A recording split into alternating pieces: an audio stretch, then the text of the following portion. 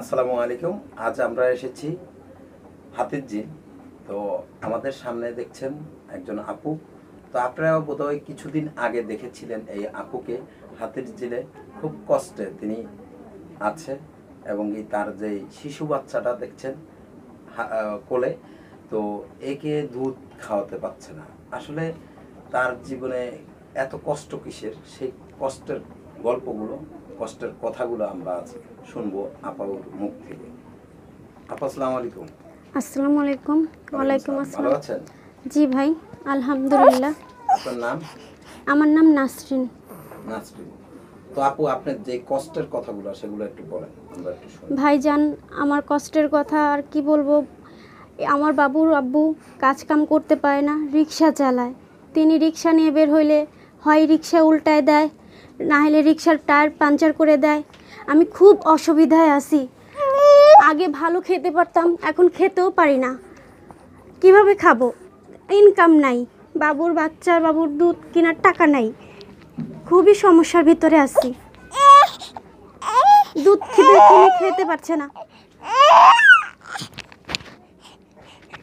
খুবই অসুবিধার ভিতরে আছি।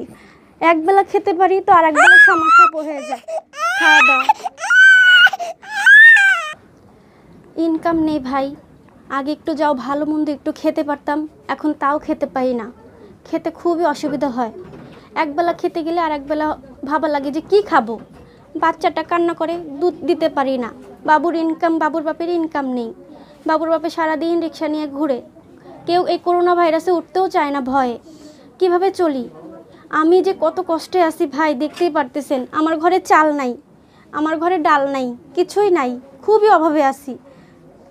এখন আর কি যে সমস্যায় আমি আছি, খুব কষ্ট লাগে জানেন না। এত কষ্ট যে এই করোনা ভাইরাসের জন্য যে খুবই কষ্টকর। এই করোনা ভাইরাস না গেলে কিছু করতে পারতেছি না। আপনারা যদি কিছু আমাদের সাহায্য করেন তাহলে আমি একটু চলতে পারি, একটু খেতে পারি, আমার বাচ্চাকে একটু দুধ কিনে দিতে পারি। আপনারা দয়া করে একটু আমাকে সাহায্য করেন, আমাদের পাশে এসে দাঁড়ান। আপনারা যদি আমার পাশে এসে দাঁড়ান তাহলে আমার একটু উপকার হয়।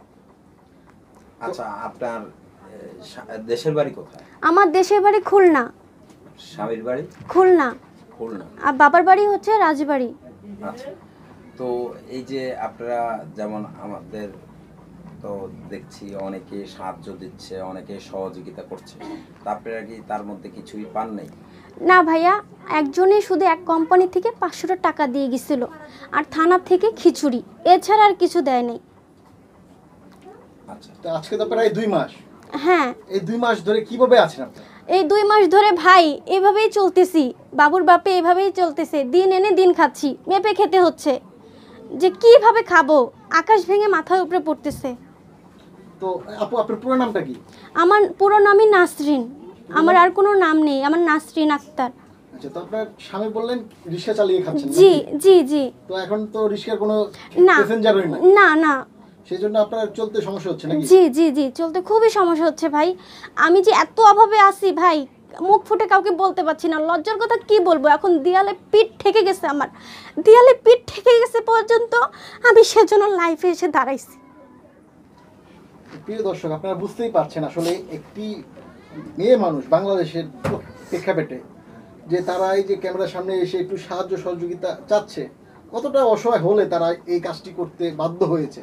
আসলে তাদের আর কিছু করার নেই। তারা কাজ খুঁজছে, আসলে চাকরি খুঁজছে, কর্ম খুঁজছে, পাচ্ছে না। সেই জন্যই আমাদের এই প্রতিবেদনটা তৈরি করা।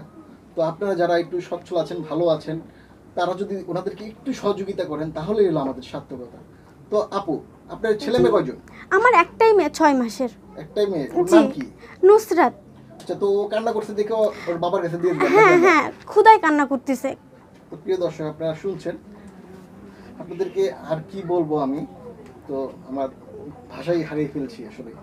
আচ্ছা আপু, তো এই বাচ্চা যে আপনার মেয়েটা জি। নুসরাত, তাকে আপনি কি খাওয়াচ্ছেন? আমি গুঁড়ো দুধ খাওয়াই, তুলা খায়। আচ্ছা, সুজি পোলাও। খাচ্ছে। আচ্ছা, তো সেটা কি আপনি নিয়মিত খাওয়াতে পারছেন? না ভাই, আমি নিয়মিত খাওয়াতে পারছি না। কতক সময় ভাত চটকায় খাওয়াই, কতক সময় ফিটারে ভরে পানি খাওয়াই, কতক সময় শুধু ভাত লবণ দিয়ে চটকায় খায় বা পানি ভাত খাওয়াই। কি করব, যখন যেভাবে পারতেছি তখন সেভাবেই আমি খাওয়াচ্ছি। খাওয়াতে তো হবে, বাচ্চা কিছু তো অন্তত মুখে দিতে হবে। আমরা না হলে না খেয়ে থাকলাম, বাচ্চা মানুষ, ও তো আর না খেয়ে থাকতে পারবে না।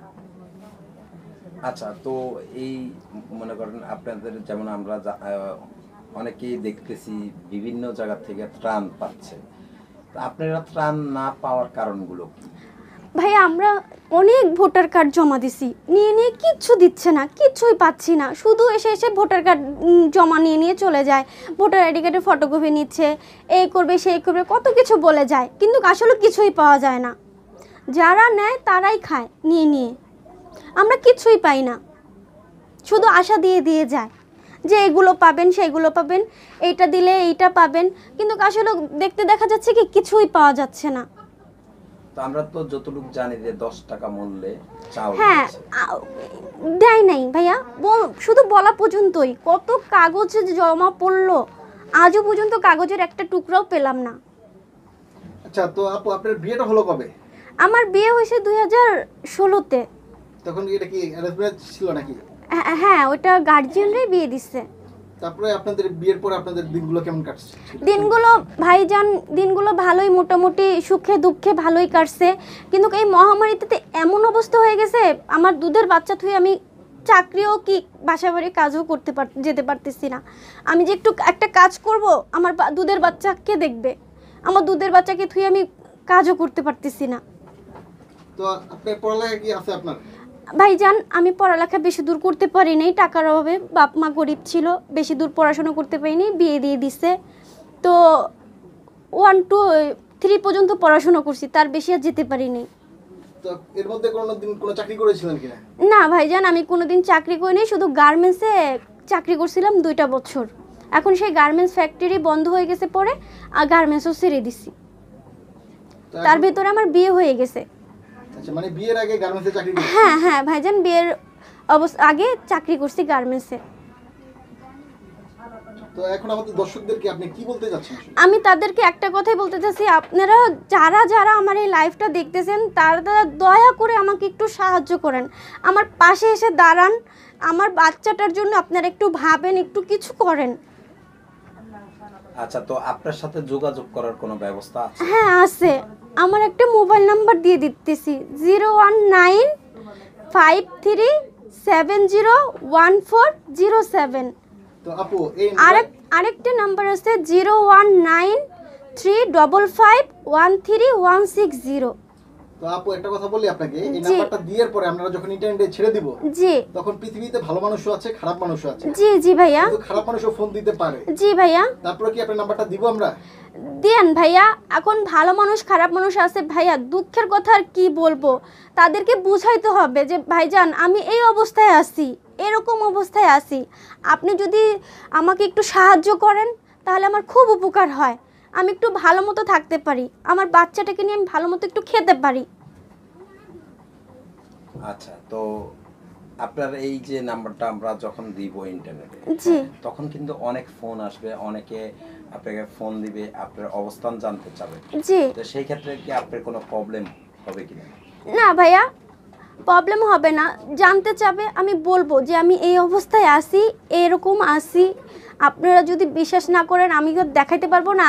আপনারা দেখতেছেন আমার আশেপাশে, আমি এটাই আমার বাসা, আপনারা দেখলেই তো বুঝতে পারবেন যে আমি কি পরিস্থিতিতে আছি। আচ্ছা, তো আপনার এই ঠিকানায় যদি এসে কেউ সহযোগিতা দিতে চায়, তাহলে হ্যাঁ। আপনার ঠিকানাটা একটু বলুন। আমার ঠিকানা হাতির ঝিল 1 নাম্বার পানির পাম্পের সাথে বাসা। আচ্ছা, আপনাকে কি নামে চিনে? আমাকে সবাই নাসরিন নামেই চিনে। নাসরিন বললে কি দেখায় দিবে? হ্যাঁ, দেখাই দিবে। আচ্ছা, তো আপনার কি আমাদের দর্শকের উদ্দেশ্যে কিছু বলার আছে? হ্যাঁ আছে, আপনারা দয়া করে এই লাইভটা যারা যারা দেখতেছেন, আপনারা দয়া করে আমার পাশে এসে দাঁড়ান, আমি খুবই অবস্থা খারাপে আছি, আমি আপনাদের কাছে রিকোয়েস্ট করতেছি, আপনারা দয়া করে আমার পাশে একটু এসে দাঁড়ান। আচ্ছা, তো দর্শক, আপনারা যারা এই নাসরিন আপুকে দেখছেন, যদি আপনাদের ভালো লাগে তাহলে একটু তাদেরকে সহযোগিতা করুন, কিন্তু অযথায় কেউ তাদেরকে ডিস্টার্ব করবেন না ফোন করে। আমরা সকলের পাশে একটু দাঁড়াই, সকলে যেন ভালো থাকে এবং সুস্থ থাকে। আপনাদেরকেও আমাদের চ্যানেলের পক্ষ থেকে বলছি, আপনারা সকলেই ভালো থাকবেন, সুস্থ থাকবেন। আজকে এখানেই আমরা শেষ করলাম। আরেকটি প্রতিবেদনে আপনাদের সাথে আমাদের সাথে দেখা হবে। তো দর্শক ভালো থাকবেন, সুস্থ থাকবেন। আসসালামু আলাইকুম।